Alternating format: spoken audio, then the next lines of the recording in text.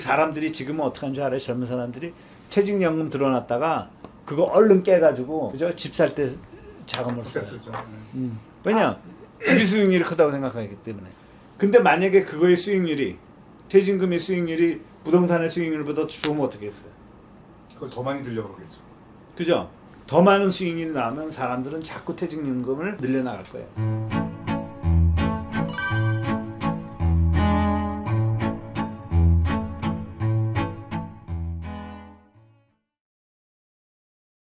(1990년) 이후로 확실하게 금융의 패러다임이 변화됐어요. 3차 산업혁명이죠. 그죠? IT 시스템들에 의해서 보물 터지듯이 혁신이 일어났고, 그게 90년대 말에 인터넷이라는 걸 통해서 이제 전 세계 글로벌라이즈가 되기 시작한 거예요. 이런 변화에 금융도 변했어요. 왜냐? 1980년대에 일본한테 미국이 정말 뭐라 그럴까, 도전을 받았거든요. 그거를 하나하나 미국이 극복하는 과정에서 자기네들도 방법이 똑같이 일본처럼 아주 0% 금리로 가고 관치를 할 거냐, 얘네들은 딱 나눴죠. 금리를 낮추는 게 아니라 금리는 그 역할을 하는 보통 기본 인프라에 투자를 해요. SOC나 부동산, 그리고 주택 그쪽으로 가고, 기업은 상당히 많은 자금이 그때는 이제 연금 개혁이 돼서 미국도 자금이 연기금으로 많이 모여, 401k죠. 연금으로 모였는데 그 돈이 주식으로 집중이 되기 시작해요. 그런 패러다임 체인지가 와서 미국은 기업에 투자를 했기 때문에 지금 미국이 경제적으로 1등을 유지하고 있는 거예요. 미국도 80년대 90년대 서부에서 사기치고 동부로 도망가고, 동부에서 사기치고 남부로 도망가면 우리나라 서울, 부산, 대구 도망다닌 거는 상대도 안 되게 사기꾼이 그렇게 많았다고요. 근데 30년 동안 신용사회가 되고 성공사회를 만드니까 그렇게 이상하게 안 하고도 제대로 된 사회를 한 4, 50년 만에 시스템을 만들었는데, 우리도 사실 20년 만에 굉장히 많이 따라온 거라고요. 2000년대 초반만 해도 야, 이거 IT 다이얼패드 기업가치 200억이면 될 것 같은데 1조를 넘어서 2조 됐어요. 삼성전자 연구원들이 아니 저 기술은 그냥 한 100억이나 200억짜리지 2조 갈 게 아니에요. 그러니까 정부나 많은 금융에 있는 사람들이나 이 투자하는 사람들조차도 이건 너무 버블이 심하다, 이거 잘못하면 나라 정말 어려워지겠다 했는데, 지금 지나고 보니까 그런 거품 안에서 제대로 된 기술, 제대로 된 사업은 다음 하나만으로도 몇십조 기술, 100조가 되는 회사가 생긴 거예요. 그게 IT, 에너지, 심지어는 바이오 신약 개발 인프라는 있지도 않았었는데 2000년대부터 투자를 하기 시작해서 지금은 임상 2상, 3상에 와 있는 신약도 많이 생기고, 그리고 진단은 우리나라가 지금 100개 이상의 해외 수출 코비드 19 진단 시약을 갖고 있어요. 우리나라도 이제 벤처가 이 금융 시스템을 통해서 성장할 수 있는 경험을 쌓기 시작한 거죠. 나는 우리나라 솔직히 좀 이렇게 국뽕이 있어. 그 어려운 상황에서도 우리가 IMF의 예방주사 맞고 미국 금융위기가 터졌음에도 불구하고 그때 다 컸잖아요, 그죠? 네이버, 카카오 다 컸어. 그 당시에 다 큰 거야. 그때 뭐 셀츄리온, 그죠?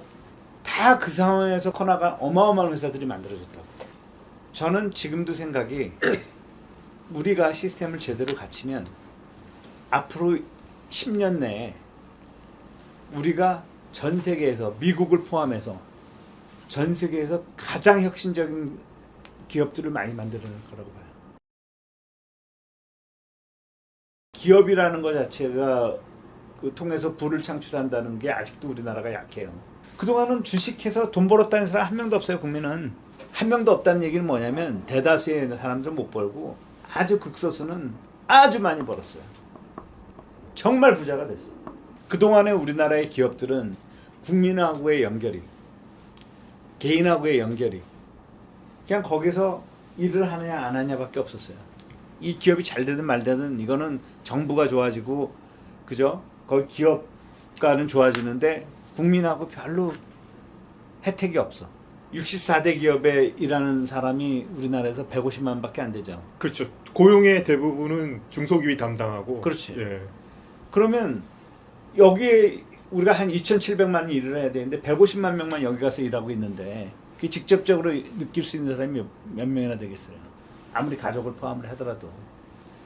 그러다 보니까 이걸 국민이 직접적으로 느끼게 하려고 그러면 여기에서 창출되는 부가 왜냐면 영업이익의 뭐 한 80% 이상을 이 64대 대기업이 다 일으키고 있으니까 그렇지 않은 사람으로 나눠서 이분법으로 갈 수밖에 없어요.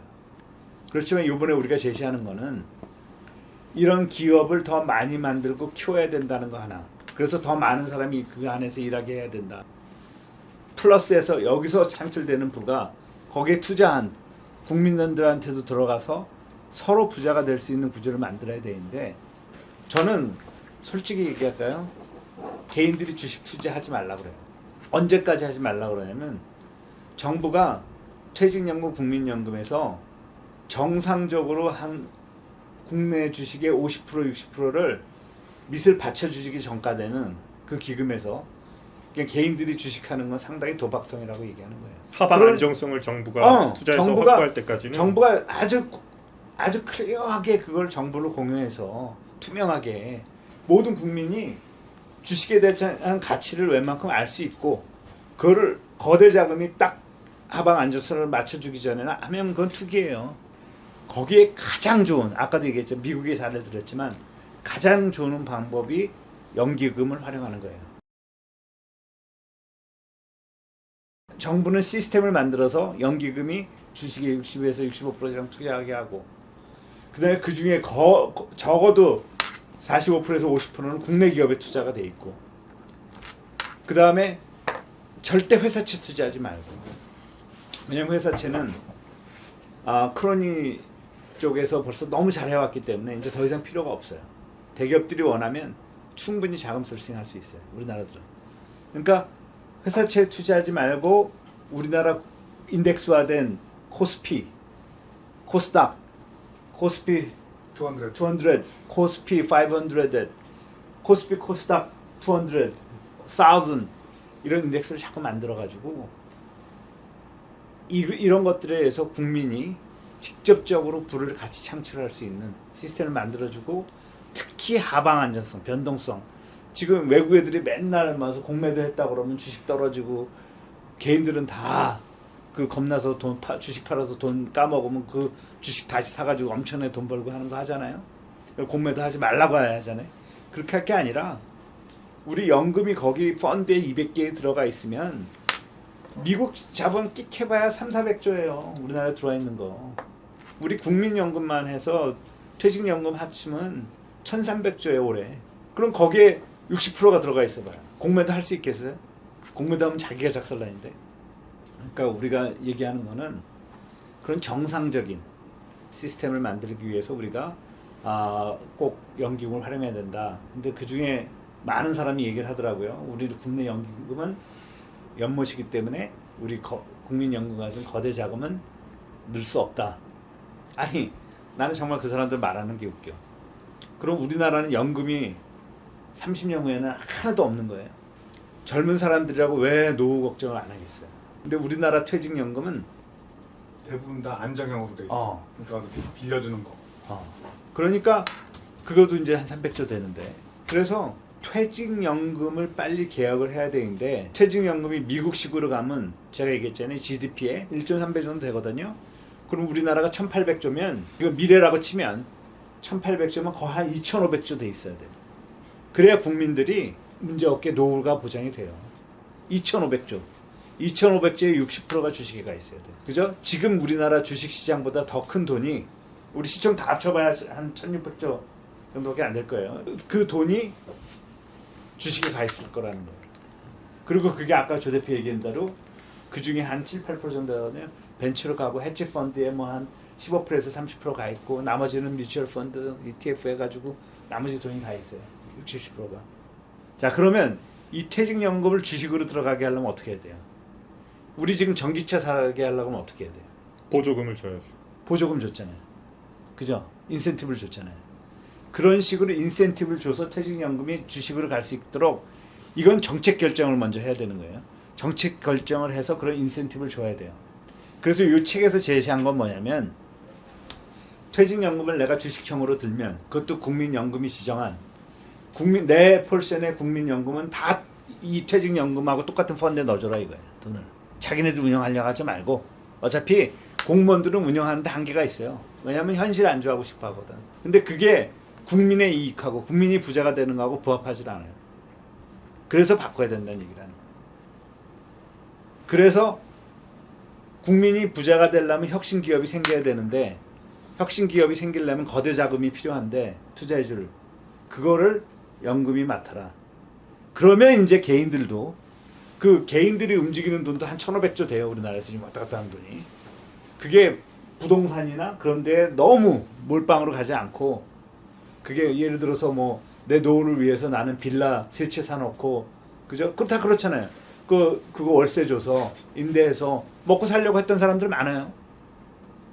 그런 사람들이 꼭 그것만이 방법이 아니라 내가 주식 기업하고 파트너십이 돼서 거기 주식 사놓고 거기서 나오는 배당과 그거에 뭐라고 할까요? 자산 가치 증대에 의한 그죠? 주가가 오르는 거에 양도 차익에 의한 수익을 그죠?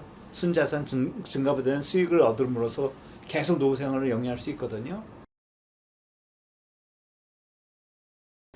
근데 한국이 가장 혁신적인 국가가 제가 요즘 많이 느끼는 건데 그 투자를 하거나 뭘 하거나 자꾸 다른 나라를 얘기를 해. 아니 우리나라는 이스라엘보다도 더 혁신적인 국가이고 중국보다도 더 혁신적인 국가이고 일본 뭐 유럽 뭐 다 더해도 제일 혁신적인데 그거의 결과물로 나온 게 현대기아차 마켓이 올라가는 거. 삼성전자 지금 반도체 1등하고 있는 거. 삼성전자 LG에서 뭐 TV 가전 1등하고 있는 거. 조선에서 친환경 1등하고 있는 거. 정말 다 보여주는 그 플러스해서 우리도 여기서 썼지만 정말 K 드라마, K 팝, K 무비 막 이제 다 그저 1등 하잖아요 지금. 이렇게 1등하고 있는 것들이 막 나오는데 아직도 딴 데만 눈을 돌려. 투자도 아직도 뭐 중국에 투자하지, 베트남에 투자하고. 우리나라가 가장 혁신적인 나라인데. 그래서 국민이 정말 알아야 되는 거는 가장 혁신적인 나라는 우리나라예요. 그래서 우리나라에 투자하면 시스템이 제대로 돼서 우리나라에 투자를 하면 우리나라가 가장 돈을 많이 벌 수 있어요. 산업부하고 토의를 하면 아까 최 대표님 말씀하신 대로 어떤 기술을 개발해서 가지고 갔어요. 그러면 이거에 지원을 해주세요. 그러면 독일, 미국, 일본, 유럽에서 성공한 사례를 갖고 오세요. 남들은 어떻게 했는지 조사해 오세요. 그러면 조사했더니 이거는 아무도 생각 못해서 우리가 처음으로 생각한 겁니다. 근데 가만 보면 우리나라 사람들이 굉장히 혁신적으로 할 수 있는데 약간 일반 국민들이나 정부에서는 옛날 마인드로 걱정을 하는 거죠. 야, 이렇게 한 번도 안 해본 거 어떡하지? 이제 한 번도 안 해본 거 시작해서 40년이면 웬만하면 세계 1등을 합니다. 2등 하기도 어려워요. 저는 이제는 이거 새로운 건데 그거 한번 해봅시다. 전혀 세계에 없었던 거를 처음으로 만드는 걸 계속 해야 돼요. 그게 신약이나 신소재나 그래서 우리가 만들어서 세계를 다 수출해가지고 우리 부가 쌓이게 이런 시스템을 이제 갖춰야 되는데 아직도 정부나 정부에서 일하는 사람이나 금융권에서는 해외에서 성공한 사례가 있으면 저희가 투자해 주겠습니다. 이런 거는 이제 확 바뀌어야 되고 차관비에서 쓰던 70년대 80년대에는 못 해줬지만 지금은 국민연금 1,300조 좀 있으면 2,000조가 돼요. 그게 국민연금과 퇴직연금과 이런 자금을 왜 채권에다가 부동산에다가 또는 미국 잘 나간다 그러니까 미국에다가 우리나라가 훨씬 더 혁신할 수 있으니까 이제 우리나라 기업들에 투자를 해줘야 되죠. 대기업, 중견기업, 벤처기업, 중소기업에 모피아라는 관치로 자기들이 좌지우지하고 싶으니까 다 은행을 통해서 또는 무슨 금융위원회 통해서 그렇게 하지 말고 민간이 잘하게 방해만 안 하면 지금 민간의 돈이 충분히 많아요. 벤처 투자해가지고 한 10개 망하고 3개, 2개 성공하면 20배 벌 수 있다. 그럼 민간에서 돈 충분히 다 모으는데 정부가 돈 모으는 거 규제 사모펀드 사고 났으니까 당분간 사모펀드 하지 마시오. 이런 이상한 것만 하지 말면 돈을 심지어는 안 넣어줘도 민간 돈도 충분해요. 벤처 투자하는 데는. 근데 주식시장 전체에 투자하기 위해서는 국민연금이나 이런 퇴직연금이나 큰 연기금이 전체를 받쳐주면서 그 돈이 별로 많이 못 버는 국민부터 많이 버는 국민까지 골고루 다 잘 살게 해주려면 매년 5%에서 7, 8%까지 성장하는 자본이득이 있으면서 그게 미국이로니까 우리나라는 더 혁신적이면 매년 10% 성장 왜 못하겠습니까? 지금까지 또 안 했기 때문에. 그리고 코리안 디스카운트가 한 30% 이상 있다고 보죠. 그러면 단기간에 지금부터 들어가는 연기금 돈은 사실은 훨씬 더 큰 수익을 낼 수 있어요. 디스카운트 됐기 때문에. 저는 이게 굉장히 중요한 포인트라고 봅니다. 그래서 교육 시스템과 국가 과학 기술에 투자하는 돈과 그다음에 이런 국민들의 돈이 모여 있는 연기금을 어떻게 활용하느냐가 우리나라의 지금 앞으로의 국민 전체의 부를 얼마나 형성할 수 있느냐. 그래서 특히 금융 시스템 패러다임 전환이 됩니다. 누구를 위해서? 혁신 기업과 그걸 통한 부자 국민을 만들기 위해서라는 거죠. 동의합니다. 갑자기 바람을 맞네요. 설득이 됐습니다.